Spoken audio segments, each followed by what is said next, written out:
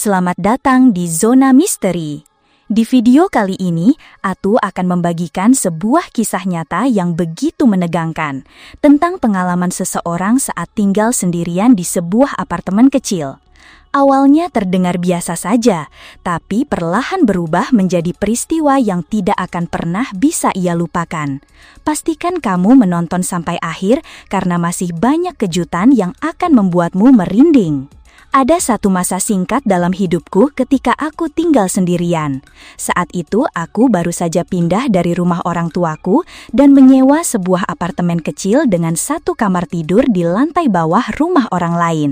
Aku banyak menghabiskan waktu sendirian kecuali saat harus pergi ke kampus atau bekerja.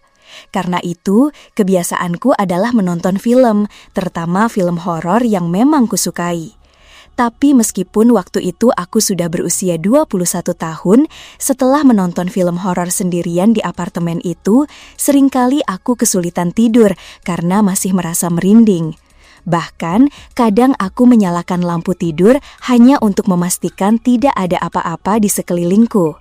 Malam itu, penghuni lantai atas sedang tidak ada di rumah karena mobilnya pun tidak terlihat di garasi. Jadi, suara-suara yang kudengar jelas bukan berasal dari atas. Rasa gugupku makin menjadi karena suara-suara itu terus muncul dan aku sama sekali tidak tahu dari mana asalnya. Aku memberanikan diri membuka pintu kamar. Di luar kamar ada lorong sempit yang menghubungkan ke kamar mandi dan di ujung lorong itu terbuka ke ruang tamu. Namun, tepat di ujung lorong berdiri seseorang. Seperti adegan yang baru saja kulihat di film horor 1 jam sebelumnya. Berdiri di dekat dapur, sosok seorang wanita terlihat jelas berkat cahaya bulan yang masuk melalui jendela kamar dan ruang tamu. Wanita itu menatapku tajam, lalu mulai berjalan mundur sambil tetap menatap mataku. Aku langsung berteriak, mundur ke dalam kamar, membanting pintu dan menguncinya rapat-rapat. Anehnya, dia tidak mencoba mendekat atau menggedor pintuku. Justru yang kudengar adalah suara langkah cepat naik ke tangga menuju pintu keluar apartemenku, lalu suara pintu ditutup dengan keras. Aku membeku karena syok, tidak bisa bergerak selama hampir 10 menit. Setelah agak tenang, aku mengambil ponselku dan perlahan keluar kamar untuk memeriksa keadaan apartemen. Tidak butuh waktu lama, karena apartemenku kecil dan tidak banyak tempat untuk bersembunyi. Hasilnya kosong. Segera aku mengunci pintu depan dan bertanya-tanya, siapa sebenarnya wanita itu dan bagaimana dia bisa masuk ke apartemenku. Aku tidak menelpon polisi malam itu, entah kenapa. Tapi keesokan harinya aku menceritakan kejadian itu pada pemilik rumah.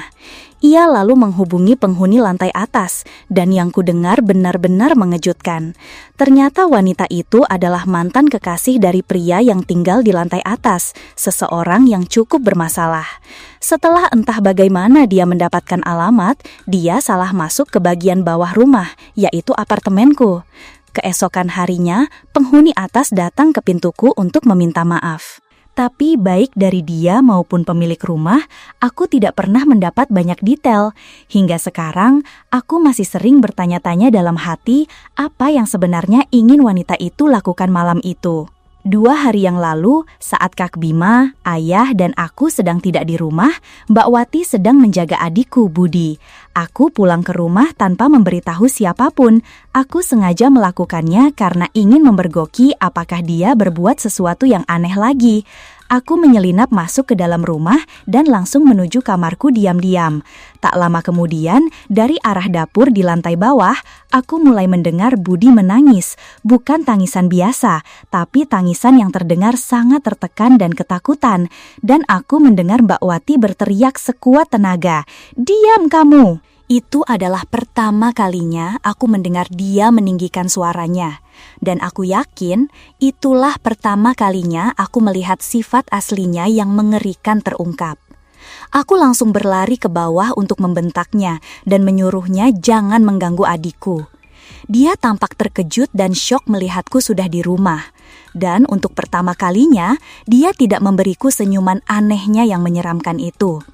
Dia hanya menatapku dengan tatapan kosong, lalu turun ke lantai bawah dan menutup pintu. Aku segera menelepon ayah dan menceritakan semuanya.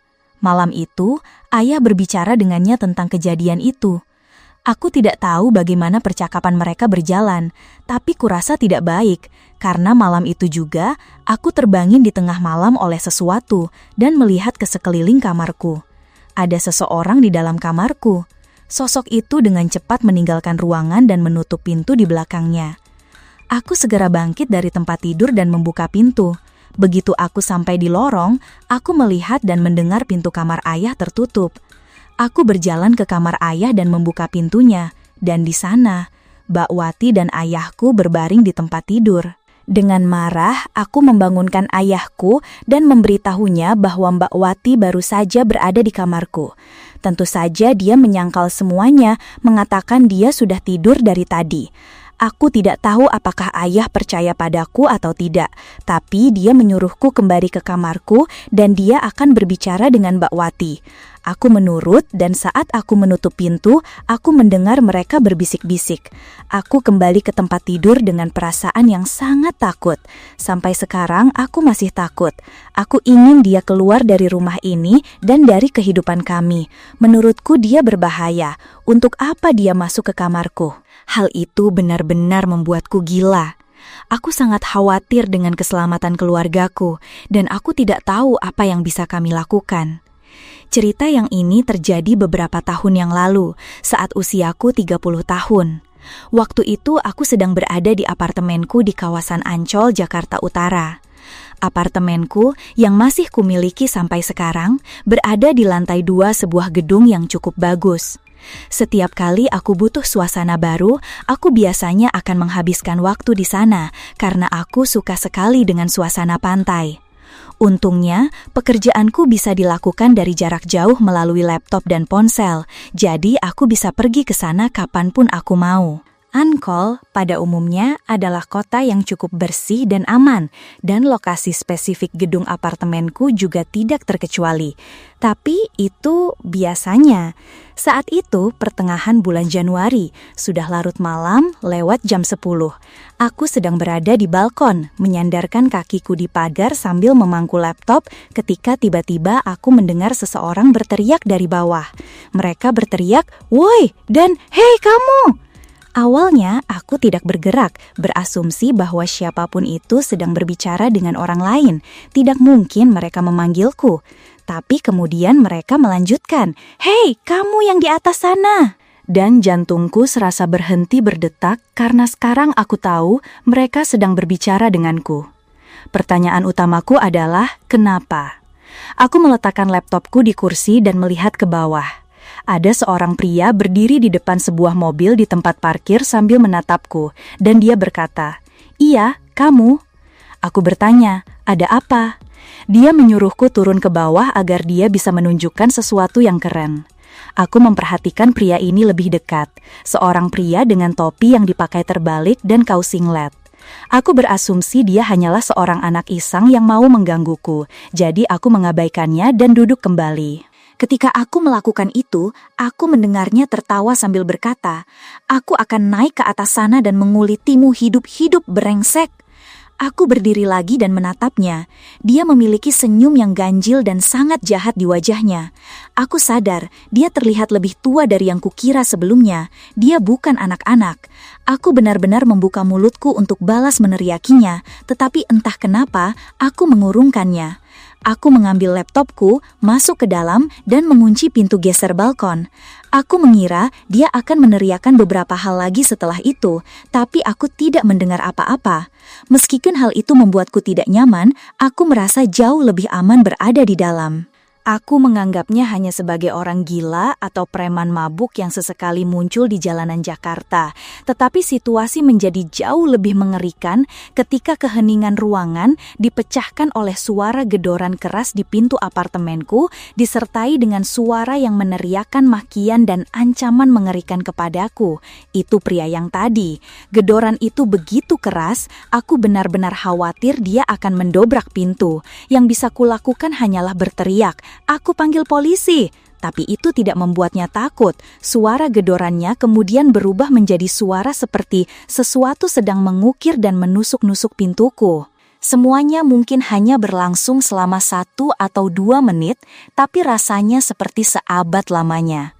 Hingga akhirnya, dia menggedor pintu sekali lagi dengan sangat keras dan marah, meneriakkan kata-kata kotor terakhir kalinya untukku, lalu pergi.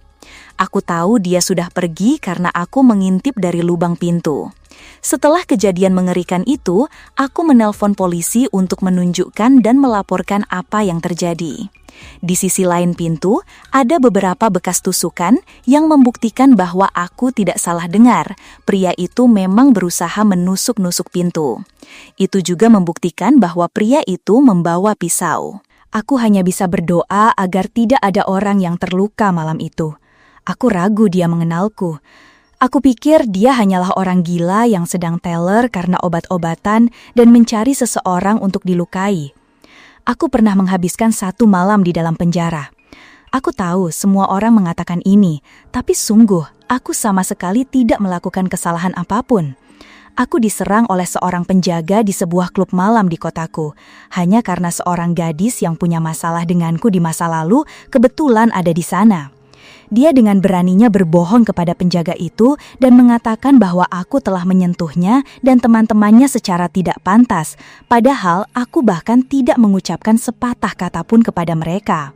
Penjaga itu datang dan langsung main tangan, mulai mendorongku keluar dari klub, dan jujur saja, dalam keadaan mabuk, aku refleks mendorongnya kembali.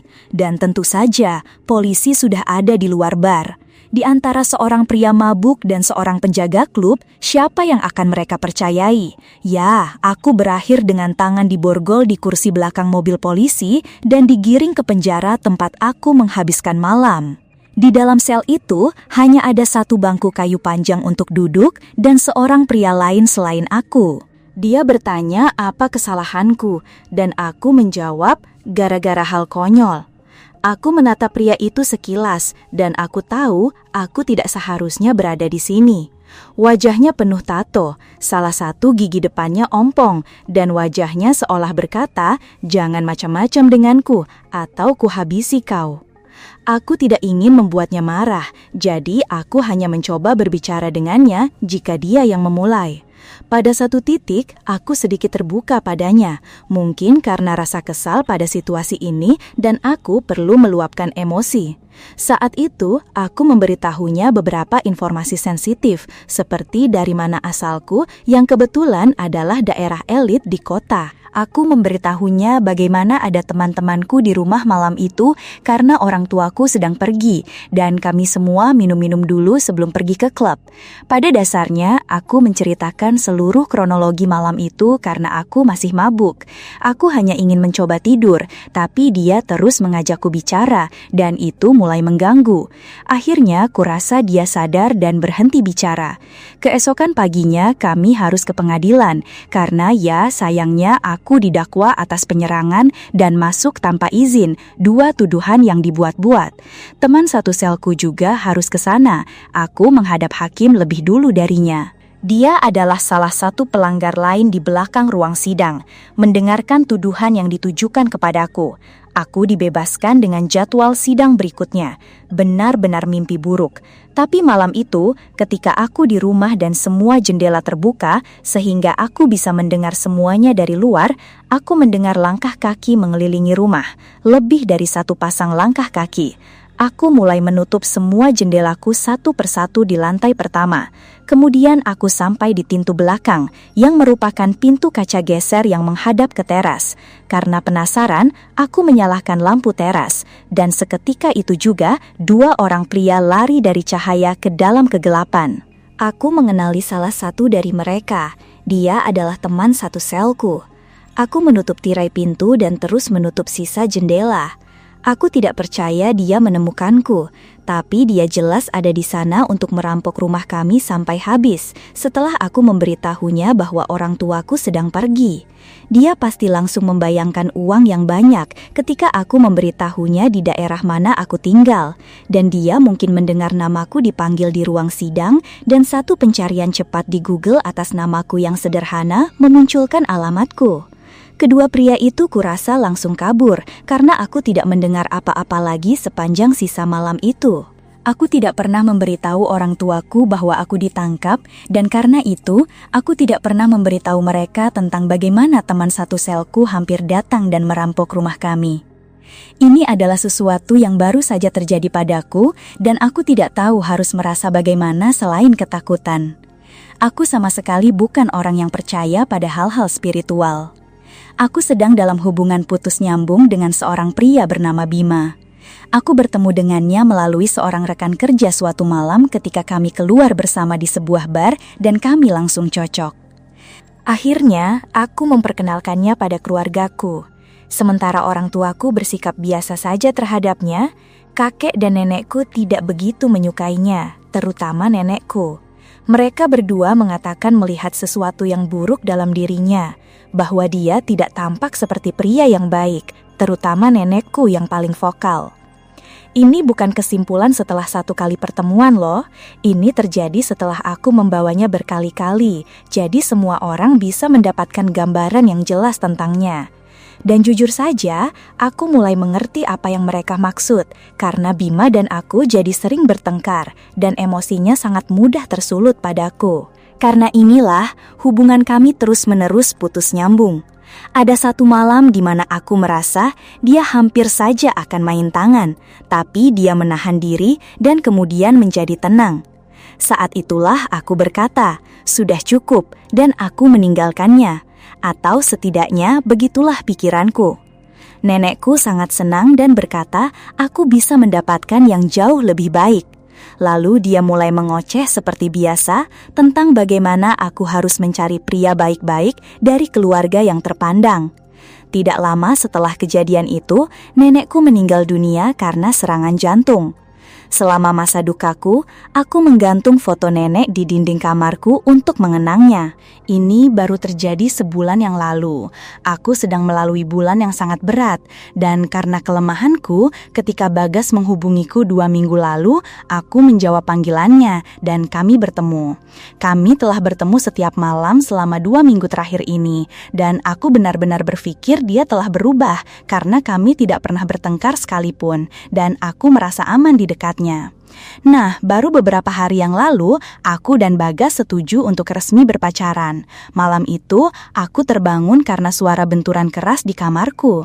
Aku panik dan segera menyalakan lampu, dan butuh beberapa saat bagiku untuk menyadari bahwa foto nenekku sudah tidak ada lagi di dinding. Aku bangkit dan melihat bingkainya telah jatuh ke lantai dan retak. Bingkai foto nenekku yang kugantung jatuh dan retak tepat di malam aku setuju untuk kembali berpacaran dengan Bagas. Aku memegang bingkai itu, jantungku terasa seperti berhenti berdetak, seluruh tubuhku gemetar hebat. Keesokan harinya, aku menelpon Bagas dan mengatakan kepadanya bahwa aku pikir sebaiknya kami berpisah untuk sementara waktu, karena pikiranku sedang tidak tenang, dan dia langsung meledak marah di telepon. Panggilan telepon itu membuktikan bahwa nenekku memang benar tentang dia. Tapi bingkai foto yang jatuh dan pecah itu, apa yang bisa menyebabkannya? Tidak ada angin sama sekali di dalam kamar. Bahkan ketika aku membayangkan bahwa itu entah bagaimana adalah sebuah pertanda dari nenekku, kalian sadar tidak betapa menakutkannya hal itu? Aku membawa mobil jeepku dalam sebuah perjalanan ke daerah pegunungan di Jawa Barat untuk melakukan off-road di tengah alam liar. Aku sudah menjajal beberapa jalur di sekitaran pegunungan Halimun dan aku berencana untuk mengakhiri malam di sebuah jalur yang dikenal warga sekitar sebagai jalur tengkorak. Jalurnya memang cukup menantang, tetapi pemandangannya sungguh luar biasa. Aku sudah menyiapkan kantong tidur dan berencana untuk tidur di bagian belakang jeepku dengan kursi belakang dilipat. Aku memarkir mobil sedikit menjauh dari jalur utama untuk berjaga-jaga jika ada pengemudi malam lain yang lewat, meskipun kemungkinannya sangat kecil. Kurasa orang-orang bisa menyebutku aneh karena menikmati off-road sendirian dan berkemah sendirian. Tetapi aku memang selalu suka melakukan banyak hal seorang diri. Aku menggunakan kata berkemah karena aku menganggap ini sebagai kemah mewah. Bukannya di dalam tenda, aku berada di belakang jeepku di tengah hutan.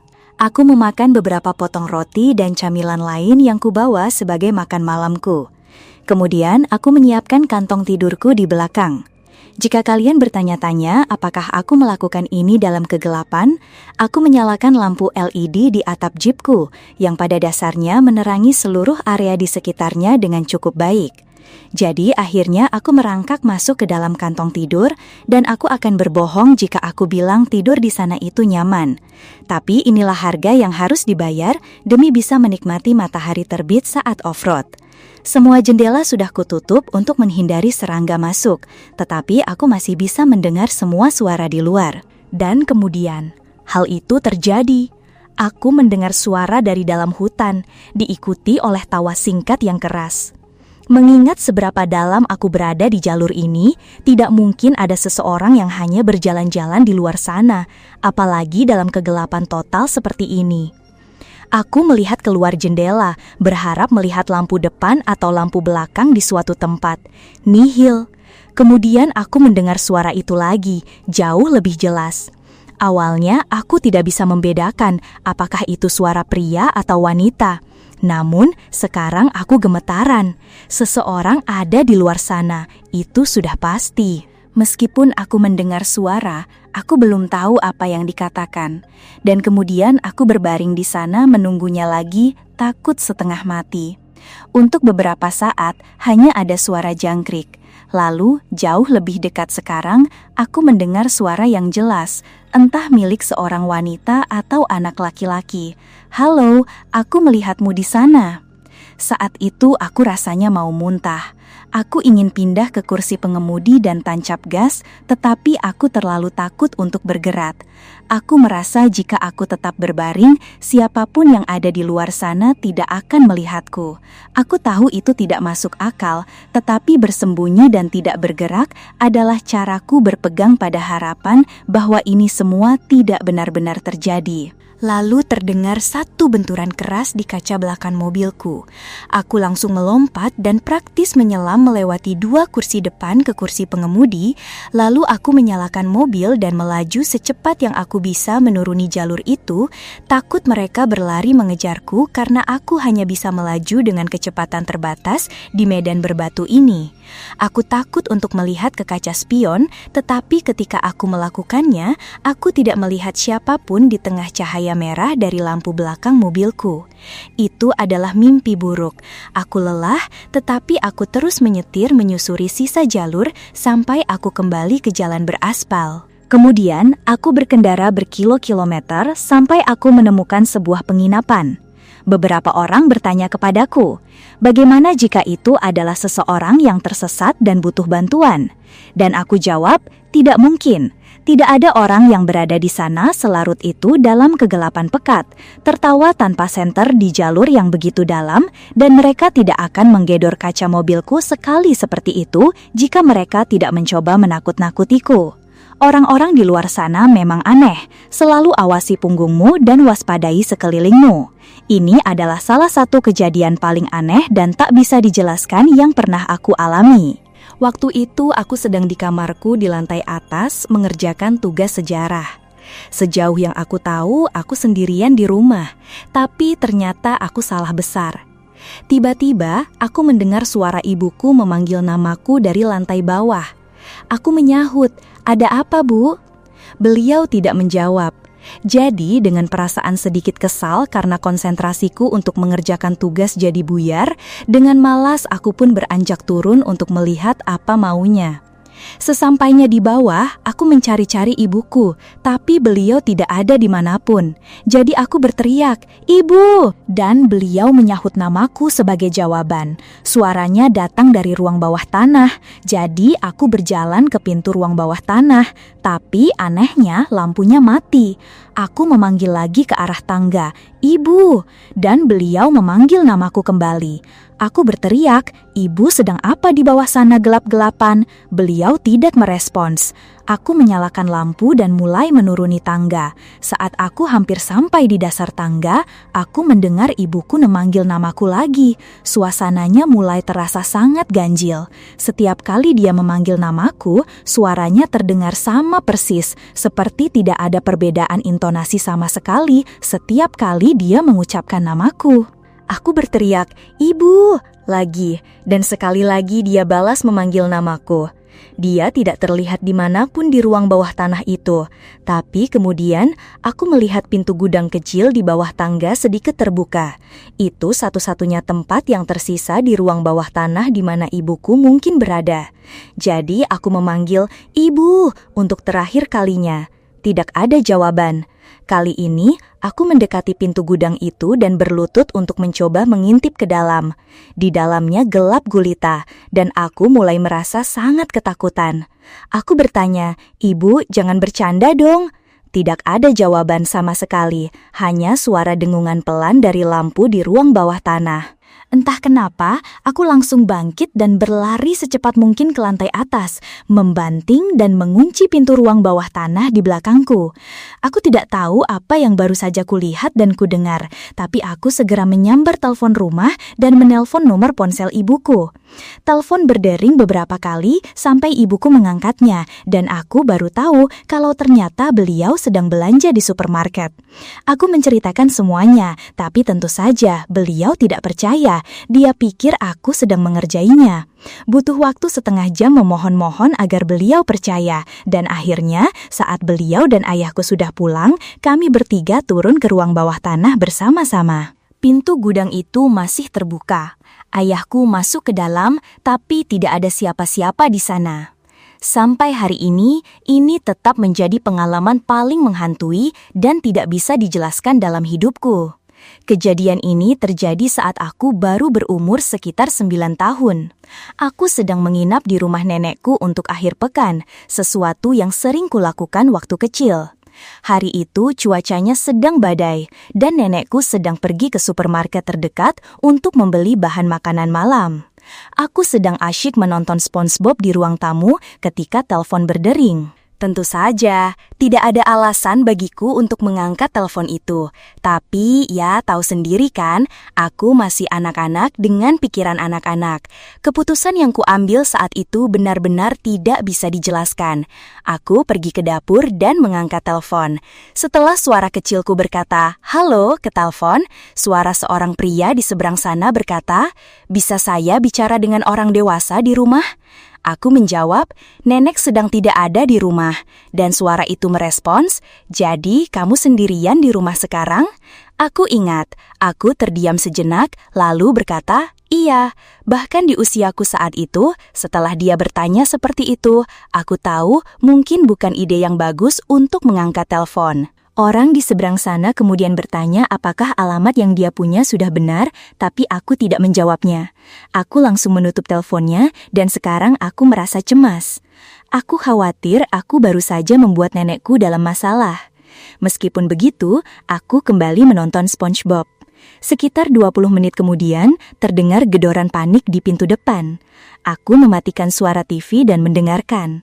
Bersamaan dengan gedoran itu, seseorang di luar berteriak, "Tolong bantu saya!" Itu suara seorang pria. Aku mengendap-endap ke tepi dinding dekat pintu depan untuk mengintip, berharap bisa melihat siapa yang berdiri di luar melalui kaca di bagian atas pintu. Itu adalah sebuah kesalahan besar karena aku memang melihatnya dan dia juga melihatku. Pria di seberang pintu itu langsung berkata, "Nak, tolong buka pintunya, saya terluka parah." Aku langsung berlari ke sudut ruangan dekat jendela, menutup tirainya dan bersembunyi di balik sofa. Aku sangat ketakutan. Saat itu belum ada ponsel, aku tidak bisa menelpon nenekku. Pria itu terus menggedor-gedor pintu. Teriakannya minta tolong berubah menjadi nada yang lebih kesal dan gedorannya menjadi semakin keras dan semakin sering. Lalu, suara gedoran di pintu berhenti dan dia mulai mengetuk jendela, tepat di sebelahku. Orang aneh itu mulai mengatakan hal-hal seperti, "Aku tidak akan menyakitimu," dan "Tolong, aku terluka parah, darahku keluar banyak." Aku mulai menangis di sudut ruangan, masih bersembunyi di balik sofa. Akhirnya, gedoran itu berhenti. Setelah hening sesaat, aku langsung berlari ke kamar nenekku dan mengunci pintu. Aku berbaring di tempat tidurnya di bawah selimut, hanya kepalaku yang menyembul keluar. Suara hujan yang menghantam jendela dan guntur sesekali di kejauhan anehnya terasa menenangkan, setidaknya untuk sesaat. Tiba-tiba, pria di luar itu muncul di salah satu jendela dan mulai mencoba mengangkatnya hingga terbuka. Syukurlah, semua jendela sudah terkunci sekarang. Aku benar-benar bersembunyi di bawah selimut dan kurasa dia tidak melihatku di sana. Itulah terakhir kalinya aku melihat atau mendengar pria itu. 20 menit kemudian, aku mendengar nenekku masuk melalui pintu depan. Aku berlari ke dalam pelukannya, menangis dan meminta maaf dan menceritakan segalanya. Tentu saja beliau langsung menelpon polisi. Ketika petugas perlu aku memberikan detail apapun yang aku bisa, nenekku memanggilku ke ruangan dan aku menjawab pertanyaan mereka. Kemudian beliau menyuruhku kembali ke kamar tidur tamu untuk menonton TV. Sayangnya, pria itu tidak pernah tertangkap atas kejadian ini. Setidaknya begitu yang aku tahu. Nenekku tidak pernah memberitahu orang tuaku, dan beliau juga menyuruhku untuk tidak memberitahu mereka. Tapi satu hal yang pasti, beliau tidak pernah meninggalkanku sendirian lagi. Setiap kali aku menginap setelah itu, yang mana tidak terlalu sering. Singkat cerita, aku hanya selangkah dari pintu yang tidak terkunci, pintu yang hampir pasti akan membawaku pada penculikan. Aku seorang ayah dengan 2 anak. Usia mereka 15 dan 10 tahun. Istriku sedang tidak ada di rumah saat kejadian ini terjadi. Saat itu aku sedang tidur siang di kamarku. Anakku yang lebih tua memang selalu keluar masuk rumah sepanjang hari, setiap hari, bersama teman-temannya. Jadi ketika aku mendengar pintu depan terus-menerus terbuka dan tertutup, aku tidak merasa khawatir. Tapi lama-kelamaan, ketika aku mendengar pintu teras dibanting untuk keempat kalinya, aku mulai merasa terganggu dan berteriak dari kamar, menyuruhnya untuk tidak berisik. Aku mulai mendengar suara-suara keras lainnya dari seberang lorong, dari arah kamar anakku yang lebih muda, Adi. Aku membayangkan dia sedang bermain dengan mainan gulatnya atau semacamnya. Namun, meskipun pintuku tertutup, kebisingan itu menjadi terlalu berlebihan. Suaranya seperti gedebuk-gedebuk yang konstan. Aku berpikir, apa sih yang sedang dilakukan Adi? Ketika aku menyeberang lorong ke kamarnya, suara itu menjadi lebih jelas dan terdengar seperti ada suara benturan yang nyata di dinding. Aku masuk ke kamarnya, pintunya sudah terbuka. Aku memanggil nama Adi dengan marah, tapi aku tidak melihat anakku. Aku justru melihat seorang pria dewasa menghadap ke dinding, membenturkan kepalanya ke dinding itu. Ada darah di dinding akibat benturan yang terus-menerus. Pria itu melirikku dari samping tanpa menoleh sepenuhnya. Aku berhasil menjatuhkan pria itu ke lantai, dan saat itulah Adi muncul dari bawah selimut tempat dia bersembunyi. Pria itu tidak melawan, dia mulai meneriakkan ocehan-ocehan gila yang tidak jelas, membuktikan bahwa kewarasannya sudah hilang. Aku menyuruh Adi untuk mengambil telepon rumah sementara aku menahan pria itu. Setelah menelepon polisi, aku berada dalam posisi yang sama setidaknya selama 5 menit sebelum mereka tiba. Pria itu terus tersenyum dan tertawa dan mengatakan hal-hal yang tidak masuk akal sepanjang waktu. Pria itu jelas sakit atau dibawa pengaruh narkoba yang serius, atau keduanya. Aku tidak menuntutnya. Aku yakin dia dibawa ke suatu tempat untuk mendapatkan bantuan yang jelas sangat dia butuhkan, dan agar dia tidak lagi berkeliaran di jalanan. Aku tidak mengalami banyak sekali teror malam dalam hidupku, dan aku berjuang melawan berbagai gangguan tidur. Sial, aku bahkan tidak bisa menghitung berapa kali aku mengalami ketindihan. Itu adalah hal yang benar-benar mengganggu. Aku juga tak terhitung berapa kali terbangun karena melihat laba-laba dan serangga raksasa lainnya di tempat tidurku yang kemudian menghilang begitu aku mulai sadar sepenuhnya. Tapi halusinasi itu selalu terasa begitu nyata dan jelas. Aku selalu mendapati diriku melompat dari tempat tidur, berteriak, melempar bantal ke serangga yang sebenarnya tidak ada. Dan jangan tanya lagi soal mimpi buruk yang terus-menerus menghantuiku. Ada 1 minggu yang sangat membuat stres di sekolah, aku tenggelam dalam tumpukan tugas dari semua kelasku, dan aku akui aku sangat lelah secara mental dan fisik. Dengan separuh tugasku harus dikumpulkan keesokan harinya, yaitu hari Jumat, aku begadang sampai larut malam.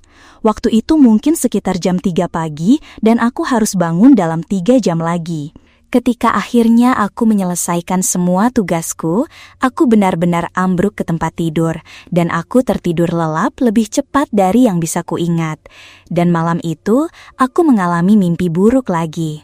Gambaran terbaik yang bisa kujelaskan tentang mimpi aneh ini adalah, untuk beberapa alasan, aku berada di sebuah bangunan yang aneh seperti lorong panjang yang harus aku lewati untuk kabur. Dan di setiap ruangan yang kulewati, aku terus menemukan permen, seolah-olah ini adalah wahana rumah hantu bertema Halloween atau semacamnya. Tapi dalam mimpi itu, aku sedang melarikan diri dari sesuatu, dan sesuatu yang kucoba hindari itu terus tertawa. Tawa itu, tawa seorang anak kecil, dan suaranya terdengar seolah datang dari mana-mana. Yang membuatku akhirnya terbangun adalah saat aku berhasil mencapai pintu terakhir di gedung itu dalam mimpiku. Suara tawa itu sekarang terdengar paling keras, paling memekakan telinga. Dan tepat saat aku membuka pintu itu, aku tersentak bangun di tempat tidurku sendiri. Sekujur tubuhku kaku, aku tidak bisa bergerak. Oh tidak, ini terjadi lagi. Lalu, tawa itu terdengar lagi, kali ini datang dari tengah-tengah kamarku. Dengan susah payah, aku menggerakkan mataku untuk fokus ke tengah ruangan. Di sana berdiri 4 sosok misterius. Mereka tampak seperti sebuah keluarga, seorang pria dan wanita yang tinggi, lalu seorang anak laki-laki dan perempuan kecil. Mereka semua berpegangan tangan, dan mereka semua tertawa terbahak-bahak, menatap lurus ke arahku dengan seringai aksaksa di wajah mereka, sebuah senyuman yang begitu lebar hingga terasa mustahil. Saat aku merasakan tekanan yang sangat sesak di dadaku, sebuah gejala yang biasa terjadi saat ketindihan, aku mulai merasa seolah-olah mereka menjadi semakin besar, atau mungkin mereka semakin mendekat, seakan melayang perlahan ke arahku. Ketika tubuhku akhirnya bisa digerakkan, aku langsung menyebabkan selimutku dengan kasar, melemparkan bantalku ke tengah ruangan, dan berteriak sekuat tenaga. Tapi bantal itu hanya jatuh ke lantai yang kosong. Keempat sosok itu telah lenyap, dan suara tawa mengerikan itu pun berhenti. Aku belum pernah mengalami halusinasi yang begitu nyata dan menakutkan, padahal aku sudah berkali-kali mengalami ketindihan. Keesokan harinya, aku harus menemui dokter yang memberiku resep obat baru. Sejak saat itu, aku memang masih mengalami beberapa teror malam, tapi tidak ada satupun yang bisa menandingi kengerian malam itu. Dan itulah akhir dari pengalaman mengerikan yang dibagikannya. Bagaimana menurut kalian, para penikmat misteri? Pernahkah kalian mengalami hal serupa saat ketindihan? Apakah itu hanya mimpi buruk atau ada sesuatu yang lebih dari itu? Coba tinggalkan pendapat kalian di kolom komentar di bawah.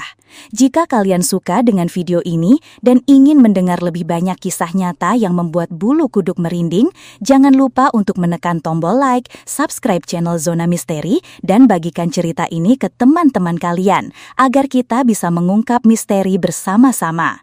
Sampai jumpa di video mencekam berikutnya.